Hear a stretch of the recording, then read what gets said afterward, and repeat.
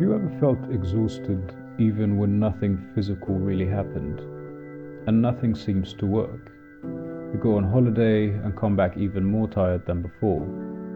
You wake up after a long break and the mind starts pulling you down again. Everything repeats itself. We have learned how to disconnect from work, from friends, from toxic relationships, but we have never learned the most important lesson of all. The source of our mental exhaustion lies in our thoughts, in the personal story they have created, the story we have started to call my life. My life is a narrative in many people's heads that causes an enormous amount of suffering. You can't imagine how many people's lives are made miserable by a very unhappy story in their head that they identify with and call it my life. All the things that have gone wrong, all the things that I missed, all the things that people have done to me, all the things that the universe has done to me, all that is all just been just awful. Nobody has suffered more than me. Nobody. When people say my life, very often they are not talking about life itself. They are talking about a story in their mind. We repeat the same lines again and again. This went wrong, that person hurt me, I missed my chance, nothing ever works for me, other people have it better. Those are negative thoughts that turn into a negative narrative about ourselves. They make everyday life feel heavy and miserable. After a while, the story feels so familiar that it seems true. It becomes, this is who I am, this is my life, this is my fate. No, you're more than your thoughts. Losing someone hurts, being rejected hurts, failing at something hurts. But then the mind often adds a second layer. It turns one painful moment into a whole personal drama. Someone gets left by a partner and the mind says nobody will ever love me. A person loses a job and the mind says my whole life is falling apart. A student gets one bad grade and suddenly the mind says, I'm stupid, I always fail. The problem is not only the event, the problem is in the constant voice that keeps feeding the event, enlarging it, repeating it, and making it the center of identity. But the moment that story is seen clearly, something begins to change. And once that is understood, even a little, there is space. Space to breathe, space to stop repeating the same old lines, space to meet the present moment without dragging the whole past into it. People don't realize how much unhappiness is derived from what they're telling themselves in the head. Now, these people need to come out of that if they want to be free. Do you want to suffer more? No. Okay, are you ready to step out of the narrative in your mind that says my life and realize that you don't have a life? That the whole thing that you call my life is certain thoughts that float around in your head and you identify with them? You don't have a life. You are life. The way we respond to life experiences and situations that come our way will shape the quality of our thoughts. That is why we need a moment before presence. A pause to see that thoughts can only harm us if we continue to give them power.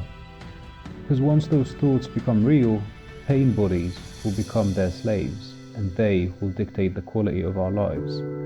So before reacting, take a moment. Look at those narratives as if they belonged to someone else, and then let them slide away. All of this brings us to a deeper question. What is your state of consciousness in the present moment? The vital question. And in order to answer that question, and it doesn't really have a conceptual answer because you immediately know whether you are present or not.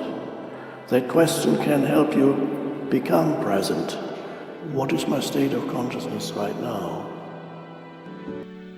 Take a moment to answer yourself. Look at your thoughts.